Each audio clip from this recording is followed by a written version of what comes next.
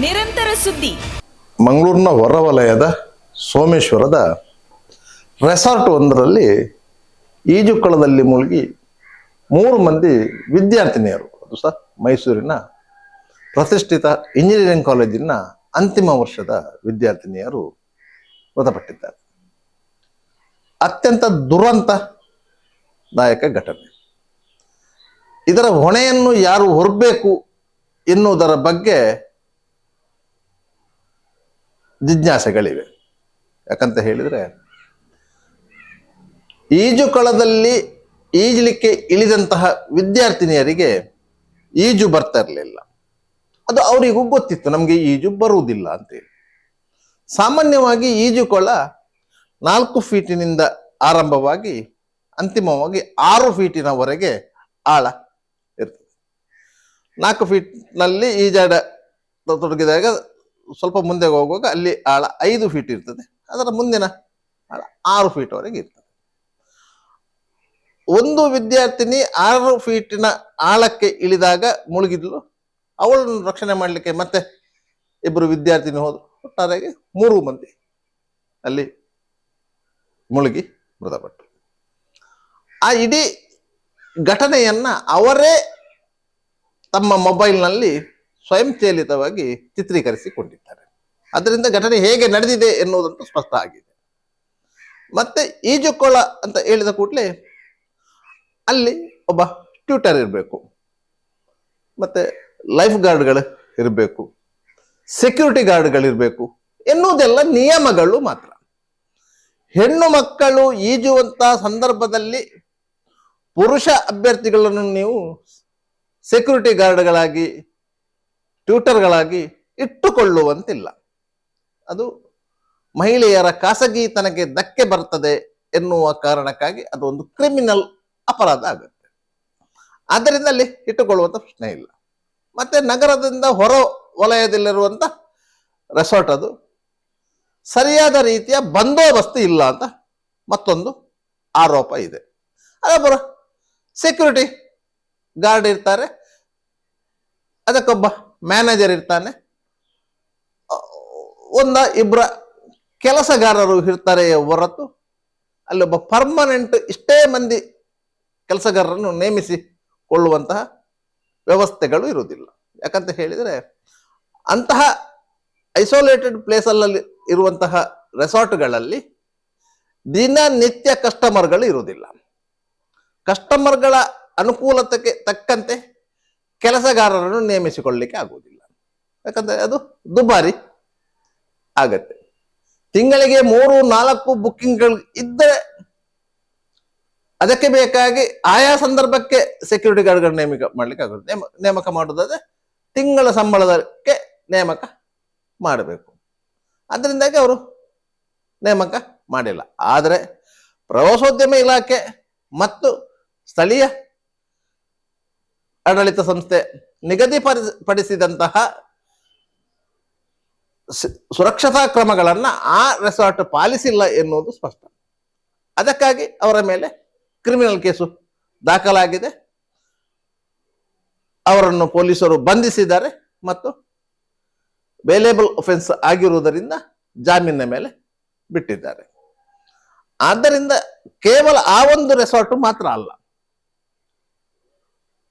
ಕಡಲ ತಡಿಯಲ್ಲಿ ಇರುವಂತಹ ಹಲವಾರು ರೆಸಾರ್ಟ್ಗಳಲ್ಲೂ ಇದೇ ಪರಿಸ್ಥಿತಿ ಇರುವುದು. ನೀವು ಖಾಸಗಿ ಅಪಾರ್ಟ್ಮೆಂಟ್ಗಳಲ್ಲಿ ಸ್ವಿಮ್ಮಿಂಗ್ ಪೂಲ್ಗಳಿವೆ, ಇದೇ ರೀತಿಯ ಸ್ವಿಮ್ಮಿಂಗ್ ಪೂಲ್ಗಳು ಇರೋದು. ಸಾಮಾನ್ಯವಾಗಿ ಅದು 6 ಫೀಟ್ ಆಳ ಇರುವಂತಹ ಸ್ವಿಮ್ಮಿಂಗ್ ಪೂಲ್ಗಳೇ ಇರುವುದು. ಇಲ್ಲದ್ರೆ ನಿಮಗೆ ಸ್ವಿಮ್ ಮಾಡಲಿಕ್ಕೆ ಸರಿಯಾದ ಎಂಜಾಯ್ಮೆಂಟ್ ಸಿಗುವುದಿಲ್ಲ. ಒಂದು ಸ್ವಿಮ್ ಮಾಡಿದ್ರು ಅದಕ್ಕೊಂದು ಆಹ್ಲಾದಕರ ವಾತಾವರಣ ಇರಬೇಕು. ಅದಕ್ಕಾಗಿ 6 ಫೀಟ್ ಸ್ವಿಮ್ಮಿಂಗ್ ಪೂಲ್ ಅನ್ನು ಮಾಡ್ತಾರೆ. ಸಣ್ಣ ಮಕ್ಕಳಿಗೆ ಆದರೆ 3 ಫೀಟು 4 ಫೀಟು ಇಂಥ ಸ್ವಿಮ್ಮಿಂಗ್ ಪೂಲ್ ಅನ್ನು ಮಾಡ್ತಾರೆ. ಸಾಮಾನ್ಯವಾಗಿ ದೊಡ್ಡ ದೊಡ್ಡ ಅಪಾರ್ಟ್ಮೆಂಟ್ಗಳಿಲ್ಲ, ಅಂದ್ರೆ 70-80 ಫ್ಲಾಟ್ಗಳಿರುವಂಥ ಅಪಾರ್ಟ್ಮೆಂಟ್ಗಳಲ್ಲಿ 2 ಸ್ವಿಮ್ಮಿಂಗ್ ಪೂಲ್ಗಳನ್ನು ಮಾಡ್ತಾರೆ. ಅದು ಇಂಥದಕ್ಕೆ ಬೇಕಾಗಿ. ಮತ್ತೆ ಒಂದೇ ಸ್ವಿಮ್ಮಿಂಗ್ ಪೂಲ್ ಅಂತ ಇದ್ರೆ ಅದು 3 ಫೀಟು 4 ಫೀಟು 5 ಫೀಟು 6 ಫೀಟು ಈ ರೀತಿಯ ವೇರಿಯೇಷನ್ಗಳಲ್ಲಿ ಅದರ ಡೆಪ್ತ್ ಇರ್ತದೆ. ಅದರಿಂದ ಆ ರೀತಿಯಾಗಿ ಮಾಡ್ತಾರೆ. ಆದರೆ ಅಂತಹ ಸ್ವಿಮ್ಮಿಂಗ್ ಪೂಲ್ಗಳಲ್ಲೂ ಸಹ ಸೆಕ್ಯೂರಿಟಿ ಗಾರ್ಡ್ಗಳು ಇರುವುದಿಲ್ಲ. ಆದ್ರಿಂದ ಅವರವರ ಜೀವಕ್ಕೆ ಅವರವರೇ ಜವಾಬ್ದಾರಿ ಎನ್ನುವುದನ್ನು ಅವರು ಹೇಳ್ತಾರೆ. ಮತ್ತೆ ರೆಸಾರ್ಟ್ಗಳು ವಾಣಿಜ್ಯೀಕರಣ ಆಗಿರುವುದರಿಂದ ಅದರ ಜವಾಬ್ದಾರಿಯನ್ನು ರೆಸಾರ್ಟ್ ಅನ್ನು ನಡೆಸುವವರು ವಹಿಸಬೇಕು. ಯಾಕಂದ್ರೆ ಅವರಿಗೆ ಎಚ್ಚರಿಕೆ ಕೊಡುವುದಾಗಲಿ, ಅವರ ಸೇಫ್ಟಿ ಇದನ್ನು ನೋಡಿಕೊಳ್ಳುವುದಾಗಲಿ ಮಾಡಬೇಕು. ಮತ್ತೆ ಹೆಣ್ಮಕ್ಕಳು ಈಜುವಂತಹ ಸಂದರ್ಭದಲ್ಲಿ ಒಬ್ಬ ಪುರುಷ ಗಾರ್ಡನ್ನು ನಿಲ್ಲಿಸಿದ್ರೆ ಅದು ಮುಜುಗರಕ್ಕೆ ಕಾರಣ ಆಗುತ್ತೆ. ಅದರಿಂದಾಗಿ ಅಂತಹ ವ್ಯವಸ್ಥೆಯನ್ನು ಮಾಡಲೂಬಾರ್ದು, ಮಾಡುವುದೂ ಇಲ್ಲ. ಕೇವಲ ಇಂಥ ದುರಂತಗಳು ಸಂಭವಿಸಿದರೆ ಮಾತ್ರ ಒಮ್ಮೆ ಜಿಲ್ಲಾಡಳಿತ ಆಗಲಿ, ಸ್ಥಳೀಯ ಸಂಸ್ಥೆಗಳಾಗಲಿ, ಪೊಲೀಸರಾಗಿ ಎಚ್ಚೆತ್ತುಕೊಳ್ತಾರೆ, ಒಂದು ನೋಟಿಸ್ ಕೊಡ್ತಾರೆ, ಅದಕ್ಕೊಂದು ಅವರು ರಿಪ್ಲೈ ಕೊಡ್ತಾರೆ, ಮತ್ತೆ ಏನು ದಂಡ ವಿಧಿಸಬೇಕಾ ಆ ದಂಡ ವಿಧಿಸಿ ಅದನ್ನು ಮುಚ್ಚಿಸ್ತಾರೆ. ಇದೀಗ ದುರಂತ ನಡೆದಂತಹ ರೆಸಾರ್ಟ್ ಅನ್ನು ಸ್ಥಳೀಯ ಆಡಳಿತ ಅದರ ಲೈಸೆನ್ಸ್ ಅನ್ನು ಅಮಾನತಲ್ಲಿರಿಸಿದೆ. ಪ್ರವಾಸೋದ್ಯಮ ಇಲಾಖೆಯು ಅವರು ಕೊಟ್ಟ ಲೈಸೆನ್ಸ್ ಅನ್ನು ಅಮಾನತನ್ನು ಇರಿಸಿದ್ದಾರೆ. ಅದಕ್ಕೊಂದು ತನಿಖೆ ನಾಟಕ ಮಾಡ್ತಾರೆ. ಮತ್ತೆ ಯಾರ್ಯಾರಿಗೆ ಎಷ್ಟೆಷ್ಟು ಬಕ್ಷೀಸು ಕೊಡಬೇಕು ಅಷ್ಟನ್ನು ಮುಟ್ಟಿಸಿದರೆ ಆ ಬೀಗವನ್ನ ತೆರವುಗೊಳಿಸುವಂತ ಪ್ರಕ್ರಿಯೆಯನ್ನು ಮಾಡ್ತಾರೆ. ಎಲ್ಲ ಸರ್ಕಾರಿ ಅಧಿಕಾರಿಗಳು ಮಾಡೋದು ಇದನ್ನೇ, ಅದರಲ್ಲಿ ಹೊಸ್ತೇನಿಲ್ಲ. ಅದರಲ್ಲಿ ಜಿಲ್ಲಾಧಿಕಾರಿ ಆಗಲಿ, ಅವ್ರಿಗಿಂತ ಕೆಳಗಿನ AC ಆಗಲಿ, ಅದಕ್ಕಿಂತ ಕೆಳಗಿನ ನಗರ ಸಭೆ ಆಯುಕ್ತರಾಗಲಿ, ಪೊಲೀಸರಾಗಲಿ ಮಾಡೋದು ಇಂಥದ್ದೇ. ಆದ್ರಿಂದಾಗಿ 1 ತಿಂಗಳು ಆ ರೆಸಾರ್ಟ್ ಬಂದಿರ್ಬೋದು, ಮುಂದಿನ ತಿಂಗಳಿಂದ ಅದು ಮತ್ತೆ ಓಪನ್ ಆಗುತ್ತೆ. ಆದರೆ ಈ ದುರಂತ ಮತ್ತೆ ಮರುಕಳಿಸಬಾರದು ಎನ್ನುವ ಕಾರಣಕ್ಕಾಗಿ ಸ್ಥಳೀಯ ಸಂಸ್ಥೆಗಳು ಆಗಿಂದಾಗೆ ಹೋಗಿ ಚೆಕ್ ಮಾಡಬೇಕು, ತಾವು ವಿಧಿಸಿರುವಂತಹ ಷರತ್ತುಗಳನ್ನು ಅವರು ಪಾಲಿಸ್ತಾರ ಇಲ್ವಾ ಅಂತ ಹೇಳಿ.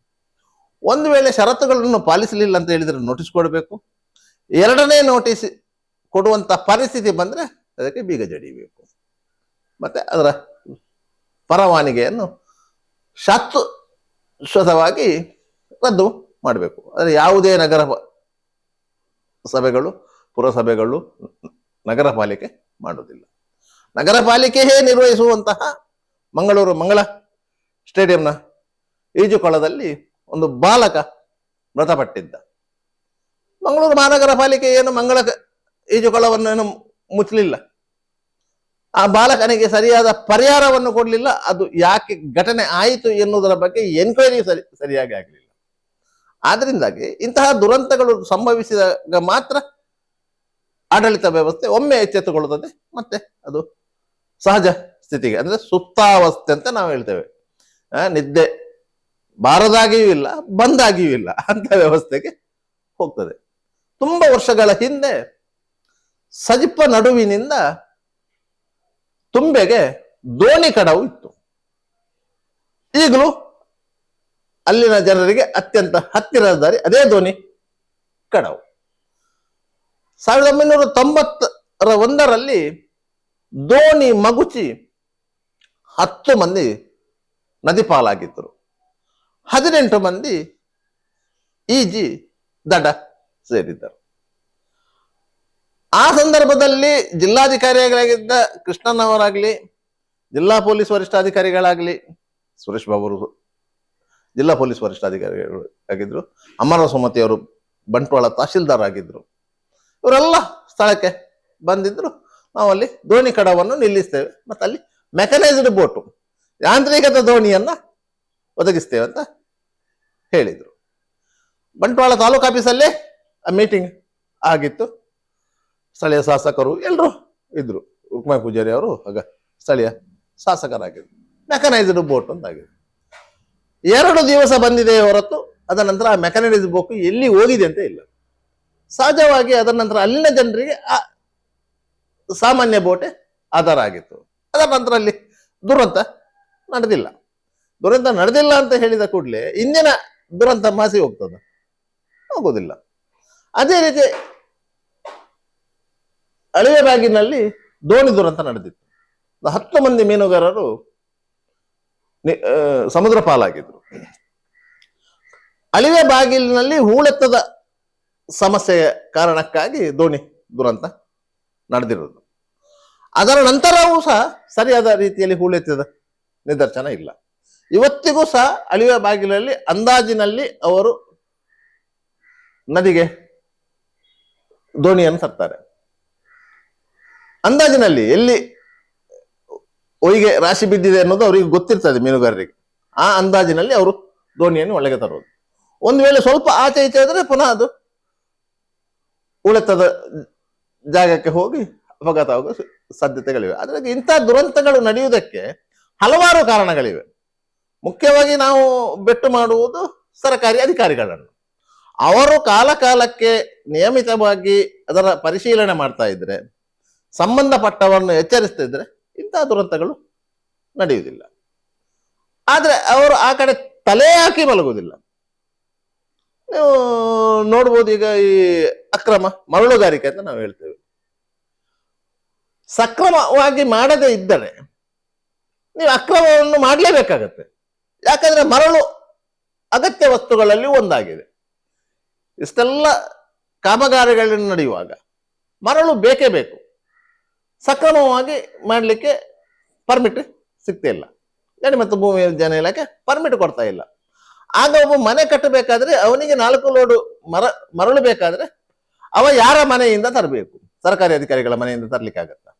ಇಲ್ಲ, ಗಣಿ ಇಲಾಖೆಗೆ ಹೋಗಿ ನಮ್ಗೆ 4 ಲೋಡು ಮರಳು ಬೇಕು, ನಾವು ಅದಕ್ಕೆ ಸಂಬಂಧಪಟ್ಟ ರಾಯಲ್ಟಿ ಕಟ್ಟುತ್ತೇವೆ, ಎಲ್ಲಿಂದ ನಾವು ತೆಗಿಬೇಕನ್ನೋದನ್ನು ಸೂಚಿಸಿ ಅಂತ ಹೇಳಿದ್ರೆ ಗಣಿ ಇಲಾಖೆಯಲ್ಲಿ ಅಂತ ವ್ಯವಸ್ಥೆ ಇಲ್ಲ. ಆದ್ದರಿಂದ ಅವ ಕದ್ದೆ ತರಬೇಕು, ಸರ್ಕಾರಿ ಸೊತ್ತು, ರಾಯಲ್ಟಿ ಕಟ್ಟಬೇಕು, ಎಲ್ಲವೂ ಇದೆ. ಆದರೆ ಅವಕಾಶ ಇಲ್ಲದೆ ಇದ್ದಾಗ ಅವಕಾಶವನ್ನು ಮಾಡಿಕೊಳ್ಳಬೇಕು. ಹಂಗೆ ಎಲ್ಲ ವ್ಯವಸ್ಥೆಗಳು ಇರ್ತದೆ, ಕಾನೂನು ಇರ್ತದೆ, ಅದನ್ನು ಪರಿಪಾಲನೆ ಮಾಡುವವರು ಇರ್ತಾರೆ. ಪರಿಪಾಲನೆ ಮಾಡ್ತಾರಾ ಇಲ್ವಾ ಅಂತ ಹೇಳಿ ಅದರ ಮೇಲೆ ನಿಗಾ ಇರಿಸಲಿಕ್ಕೆ ಸರ್ಕಾರಿ ಅಧಿಕಾರಿಗಳು ಇರ್ತಾರೆ. ಆದರೆ ಎಲ್ಲೆಲ್ಲಿ ಲೋಪದೋಷಗಳಿವೆ ಅದನ್ನು ಕೂಲಂಕಷವಾಗಿ ಪರಿಶೀಲನೆ ಮಾಡಿ ಅದನ್ನು ಸರಿ ಮಾಡಿಕೊಂಡು ಹೋದ್ರೆ ಆ ಲೋಪದೋಷಗಳು ಮುಚ್ಚಿ ಹೋಗ್ತವೆ. ನೋಡಿ,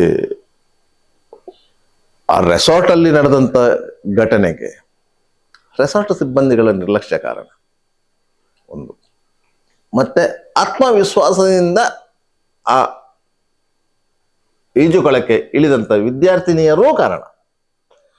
ತಪ್ಪು ಎರಡೂ ಕಡೆಯಲ್ಲಿದೆ. ಒಂದೇ ರೀತಿಯ ಒಂದೇ ತಕ್ಕಡಿ ಅದು. ಆ ಕಡೆ ಒಲ್ಬೋದು, ಈ ಕಡೆ ಒಲ್ಬೋದು. ಈಜು ಬರುವುದಿಲ್ಲ ಅಂತ ಗೊತ್ತಿದ್ದು ಅವರಿಗೆ, ರೆಸಾರ್ಟ್ನ ಸಿಬ್ಬಂದಿಗಳಿಗಲ್ಲ. ಅವರು ಈಜುಕೊಳಕ್ಕೆ ಹಾರಿದ್ದಾರೆ ಅಂತ ಹೇಳಿದಾಗ ರೆಸಾರ್ಟ್ನ ಸಿಬ್ಬಂದಿಗಳು ಏನ್ ಎನಿಸಿದ್ದಾರೆ? ಅವ್ರಿಗೆ ಈಜು ಗೊತ್ತಿದೆ ಅಂತ ಎನಿಸ್ತಾರೆ. ಅವ್ರಿಗೆ ಈಜು ಗೊತ್ತಿಲ್ಲ, ನಮ್ಗೆ ಈಜು ಗೊತ್ತಿಲ್ಲ ಅಂತ ಹೇಳಿ ಅವರು ರೆಸಾರ್ಟ್ನ ಸಿಬ್ಬಂದಿಗಳಿಗೆ ಹೇಳ್ತಾ ಇದ್ದಾರೆ. ಅವರು ಅದಕ್ಕೆ ಒಂದು ವ್ಯವಸ್ಥೆಯನ್ನ ಮಾಡ್ತಾ ಇದ್ರು. ಒಂದು ಟೈರ್ ಹಾಕುವುದಾ, ಮತ್ತೊಂದು ಅದನ್ನು ಇಟ್ಕೊಂಡು ಸೇಫ್ ಗಾರ್ಡ್ ಇಟ್ಕೊಂಡು ನೀವು ಈಜಾಡಿ ಅಂತ ಹೇಳಿ. ಅದು ಈಜು ಕಲಿಯುವುದೇ ಹಾಗೆ. ನೀರಿಗೆ ಬೀಳದೆ ನಿಮಗೆ ಈಜು ಕಲೀಲಿಕ್ಕೆ ಆಗೋದಿಲ್ಲ. ಇಲ್ಲದ್ರೆ ಯಾರಾದ್ರೂ ನೀರಿಗೆ ದುಡ್ಡು ಹಾಕಬೇಕು. ಇಲ್ಲದ್ರೆ ಈಜು ಕಲಿಯುವುದು ಹೇಗೆ? ಈಜು ಕೊಳ ಅಂತ ಇರುವುದು ಯಾಕೆ? ಕೇವಲ ಮೋಜು ಮಸ್ತಿಗಲ್ಲ, ಈಜು ಕಲೀಲಿಕ್ಕೂ ಈಜುಕೊಳ್ಳಬೇಕು. ಏಕಾಏಕಿ ಹೋಗಿ ನೀವು ಸಮುದ್ರಕ್ಕೆ ಹೋಗಿ ಈಜು ಕಲೀಲಿಕ್ಕೆ ಆಗುದಿಲ್ಲ, ನದಿಗೆ ಹೋಗಿ ಈಜು ಕಲೀಲಿಕ್ಕೆ ಆಗುದಿಲ್ಲ. ಆದ್ರಿಂದಾಗಿ ನೀವು ಈಜು ಕೊಳಕ್ಕೆ ಹೋಗಿ ಈಜು ಕಲಿಬೇಕು, ಅದು ಸೇಫ್ಟಿ ಅಂತ ಹೇಳಿ. ಆದ್ದರಿಂದ ಅವರು ಸಹ ಅದನ್ನು ಅರ್ಥ ಮಾಡಿಕೊಳ್ಬೇಕಿತ್ತು. ರೆಸಾರ್ಟ್ನ ಆಡಳಿತ ವರ್ಗ ಏನಿದೆ, ಅದರ ಮ್ಯಾನೇಜರ್ ಇರ್ಬೋದು, ಅದರ ಸಿಬ್ಬಂದಿ ಇರ್ಬೋದು, ಅವರು ಜಾಗ್ರತೆ ಮಾಡ್ಬೇಕಂತ. ಇಲ್ಲದ್ರೆ ಇಂಥ ದುರಂತಗಳು ಮರುಕಳಿಸ್ತಾ ಇರ್ತದೆ. ಇವತ್ತು ಈ ರೆಸಾರ್ಟ್ ಆಯ್ತು, ಇಲ್ಲದ್ರೆ ಇನ್ನೊಂದು ರೆಸಾರ್ಟು, ಮತ್ತೊಂದು ರೆಸಾರ್ಟು. ಉದ್ದಕ್ಕೂ ಸಮುದ್ರ ತೀರದಲ್ಲಿ ಹಲವಾರು ರೆಸಾರ್ಟ್ಗಳಿವೆ. ಯಾಕಂದ್ರೆ ಉತ್ತಮವಾದ ವಾತಾವರಣ ಇದೆ. ಅದರಿಂದಾಗಿ ಆ ವಾತಾವರಣಕ್ಕೆ ಹೊಂದಿಕೊಂಡಂತೆ ಮೂಲಭೂತ ಸೌಕರ್ಯಗಳು ಅಭಿವೃದ್ಧಿಯಾಗಿದೆ. ಆದ್ರಿಂದಾಗಿ ಅಂತಹ ದುರಂತಗಳು ಇನ್ನೂ ಮರುಕಳಿಸದಾಗಿ ನೋಡ್ಕೊಳ್ಬೇಕು. ಖಂಡಿತ ಪಿಲಿಕುಳದಲ್ಲಿ ಸಹ ಇಂಥ ಒಂದು ದುರಂತ ನಡೆದಿದೆ. ಪಿಲಿಕುಳದ ಮೀನು ಸಾಕುವ ಕೆರೆಯಲ್ಲಿ ಬೋಟು ಮಗಚಿ ದುರಂತ ಸಂಭವಿಸಿತ್ತು. ಆದ್ರೆ ಅಲ್ಲಿ ಆ ಬೋಟಿಂಗ್ನ ಕಾಂಟ್ರಾಕ್ಟರ್ ಮಿಸ್ಟೇಕ್ ಇತ್ತು. ನಿಗದಿತ ಸಂಖ್ಯೆಗಿಂತ ಹೆಚ್ಚು ಜನರನ್ನು ಬೋಟ್ನಲ್ಲಿ ಕೂರಿಸಿತ್ತು. ಇದು ಮುಖ್ಯ. ಆದ್ರೆ ಅದನ್ನು ಮೇಲುಸ್ತುವಾರಿ ಯಾರು ನೋಡ್ಕೋಬೇಕಿತ್ತು? ಅದು ಜಾಸ್ತಿ ಕೂತೊಳಿಸ್ತಾರ ಇಲ್ವಾ ಅಂತ ಹೇಳಿ ಅದು ಸಂಬಂಧಪಟ್ಟ ಅಧಿಕಾರಿಗಳು ಒಮ್ಮೊಮ್ಮೆ ಸರ್ಪ್ರೈಸ್ ವಿಸಿಟ್ ಮಾಡಿದ್ರೆ ಗೊತ್ತಾಗತ್ತೆ. ಅದು ಮಾಡಲ್ಲ. ಯಾಕಂತ ಹೇಳಿದ್ರೆ ಆ ಕಾಂಟ್ರಾಕ್ಟ್ ವಹಿಸಿಕೊಂಡವನಿಗೂ ಅಧಿಕಾರಿಗಳಿಗೂ ಒಂದು ರೀತಿಯ ಒಳ ಒಪ್ಪಂದಗಳು ಇರ್ತವೆ. ಯಾಕಂದ್ರೆ ದಿನಕ್ಕೆ ಇಷ್ಟು ನೀನು ಕೊಡಬೇಕು ಅಂತೇಳಿ, ಅವ ದಿನಕ್ಕೆ ಇಷ್ಟು ಅಂತೇಳಿ ಪ್ರಾಧಿಕಾರಕ್ಕೆ ಕಟ್ಟಬೇಕು, ಅದರ ನಂತರ ಈ ಅಧಿಕಾರಿಗಳಿಗೆ ಕಟ್ಟಬೇಕು. ಅದರಿಂದ ಅದನ್ನು ಸರಿದೂಗಿಸಲಿಕ್ಕೆ ಬೇಕಾಗಿ ಈ ಬೋಟಿಂಗ್ಗೆ ಬರುವವರನ್ನ ಒಂದು 4 ಮಂದಿನೇ ಹೆಚ್ಚು ಹಾಕ್ತಾರೆ ಅಷ್ಟೇ ಹೊರತು ಮತ್ತೆ ಇಲ್ಲ. ಅದರಿಂದ ಅಂಥ ದುರಂತಗಳು ಸಂಭವಿಸಿದೆ. ಇಂಥ ದುರಂತಗಳು ಹಲವಾರು ಸಂಭವಿಸಿದೆ. ನೀವು ದೇವಸ್ಥಾನದ ಕೆರೆಗಳಲ್ಲಿ ಮುಳುಗಿ ಮೃತಪಟ್ಟವರಿದ್ದಾರೆ, ಹೊಳೆಯಲ್ಲಿ ಮುಳುಗಿ ಮೃತಪಟ್ಟವರಿದ್ದಾರೆ, ಮನೆಯ ತೋಟದ ಕೆರೆಯಲ್ಲಿ ಮುಳುಗಿ ಮೃತಪಟ್ಟವರಿದ್ದಾರೆ. ಅದರಿಂದಾಗಿ ಇದು ಸಾರ್ವಜನಿಕ ವ್ಯವಸ್ಥೆಯ ಅಡಿಯಲ್ಲಿರುವಂತಹ ಕೆರೆಗಳು, ಈಜುಕೊಳಗಳು, ಇದರಲ್ಲಿ ದುರಂತ ಸಂಭವಿಸಿದಾಗ ಸಂಬಂಧಪಟ್ಟ ಅಧಿಕಾರಿಗಳನ್ನ ನಾವು ಹೊಣೆ ಮಾಡ್ತೇವೆ. ಆದರೆ ಅದು ತೋಟದ ಕೆರೆಯಲ್ಲಿ ಒಬ್ಬ ಕಾರ್ಮಿಕ ಹೋಗಿ ಕೆರೆಗೆ ಬಿದ್ದು ಮೃತಪಟ್ಟ ಅಂತ ಹೇಳಿದ್ರೆ ತೋಟದ ಮಾಲೀಕನ ನೀವು ಹೊಣೆಗಾರನ ಮಾಡಬೇಕು. ಯಾಕಂದ್ರೆ ಅವನು ಕೆರೆಗೆ ಆವರಣ ಗೋಡೆ ಕಟ್ಟಲಿಲ್ಲ ಅಂತ ಹೇಳುವುದು ನಾವು ಅವನ ಮೇಲೆ ಆಪಾದನೆ ಇರ್ತದೆ. ಕೆರೆಗೆ ಯಾರೂ ಆವರಣ ಗೋಡೆ ಕಟ್ಟುವುದಿಲ್ಲ, ಅದು ಕೆರೆ, ಅದು ಇಷ್ಟೇ ಆಳ ಇರ್ತದೆ ಅಂತ ಗೊತ್ತಿರ್ತದೆ. ಮತ್ತೆ ದಿನನಿತ್ಯ ಆ ಕೆರೆಗೆ ಹೋಗಿ ಬರುವವರೇ ಇರುವವರು. ಅದರಿಂದಾಗಿ ಅದೆಲ್ಲ ದುರಂತ ಸಂಭವಿಸಿದೆ, ಅದಕ್ಕೊಂದು ಕಾನೂನು ಇದೆ, ಅದು ಯಾವ ರೀತಿ ಅಪರಾಧ ಎನ್ನುವುದನ್ನು ತೋರಿಸಿಕೊಡ್ತದೆ. ನಿರಂತರ ಸುದ್ದಿ